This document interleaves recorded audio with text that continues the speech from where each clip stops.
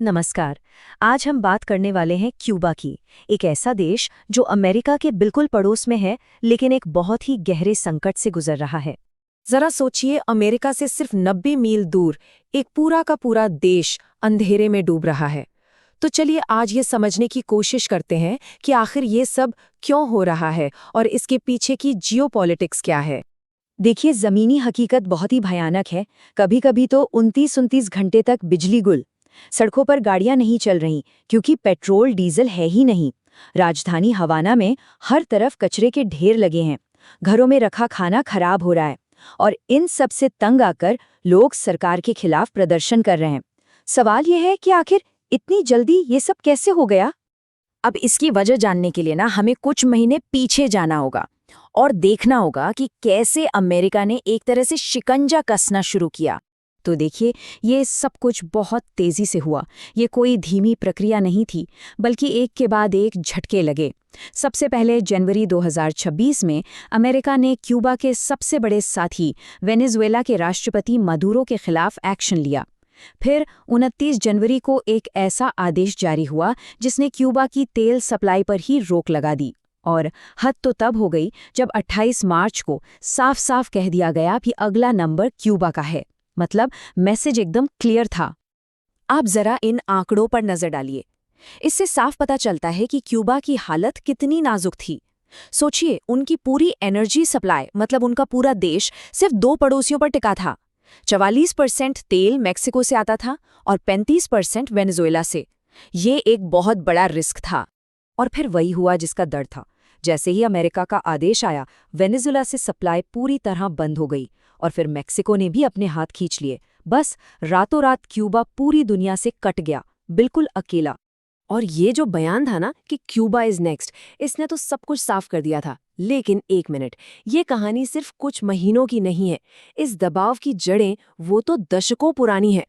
तो चलिए थोड़ा इतिहास में झांकते हैं, क्योंकि आज जो हो रहा है ना, ये कोई नई बात नहीं है। ये तो एक बहुत लंबी दुश्मनी का बस एक नया पन्ना है। देखिए, इस लड़ाई की जड़ में हमेशा से एक ही चीज रही है, विचारधारा। एक तरफ अमेरिका, जो पूंजीवाद का सबसे बड़ा हिमायती है, और दूसरी तरफ क्यूबा, जो कम्युनिज्म का गढ़ रहा है और जिसे कोल्ड वॉर के जमाने में सोवियत यूनियन का पूरा सपोर्ट था। और आज की तारीख में इस पॉलिसी के पीछे मार्को रूबियो जैसे बड़े नेताओं का भी हाथ है। अब उनका मामला थोड़ा पर्सनल भी है। उनका परिवार क्यूबा छोड़कर आया था, इसलिए उनके मन में एक गहरी इच्छा है कि वहां की सरकार बदले। तो यहाँ ना पर्सनल और पॉलिटिकल सब कुछ मिक्स हो गया है। तो अब क्यूबा की हालत क्या थी? पूरी तरह से अकेला, चारों तरफ से घिरा हुआ। ऐसा लग रहा था कि अब कुछ नहीं हो सकता। लेकिन तभी कहानी में एक जबरदस्त मोड़ आया।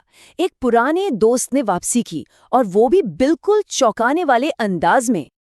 अब सवाल ये था कि जब अमेरिका जैसी सुपर पावर ने घेराबंदी कर रखी है, तो आखिर कौन हिम्मत करेगा उसे तोड़ने की। और यहीं पर एंट्री होती है रूस की। अब देखिए हुआ क्या। अमेरिका ने किसी और वजह से दुनिया भर में रूस से तेल खरीदने पर लगी कुछ पाबंदियां ढीली कर दी।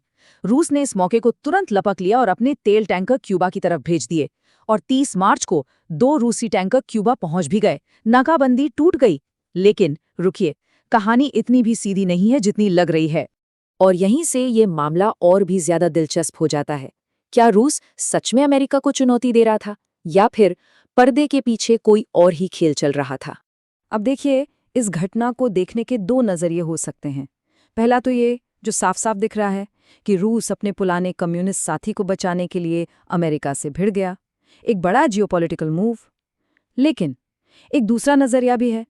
क्या ऐसा हो सकता है कि अमेरिका ने जानबूझकर रूस को ऐसा करने दिया, उसे एक स्पेयर टायर की तरह इस्तेमाल किया, ताकि क्यूबा का संकट भी टल जाए और अमेरिका को सीधे दखल भी ना देना पड़े।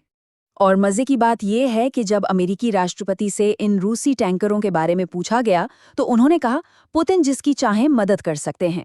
अब ये बयान विरोध जैसा तो बिल्कुल नहीं लगता है ना। ये तो ऐसा है जैसे इजाजत दी जा रही हो। तो ये सब क्या दिखाता है? शायद ये कि ग्लोबल पावर का खेल अब बदल रहा है। अब बड़े बड़े साम्राज्य सिर्फ सीधे कब्जा करके नहीं फैलते, बल्कि अपने दुश्मनों को ही एक मोहरे की तरह इस्तेमाल करके अपना दबदबा बढ़ाते हैं। तो ये पूरा मामला हमें एक बड़े सवाल के साथ छोड़ जाता है। 21वीं सदी में ताकत और दबदबे का मतलब क्या है? क्या ये पुराने जमाने का साम्राज्यवादी है जो बस एक नए नकाब में वापस आ रहा है?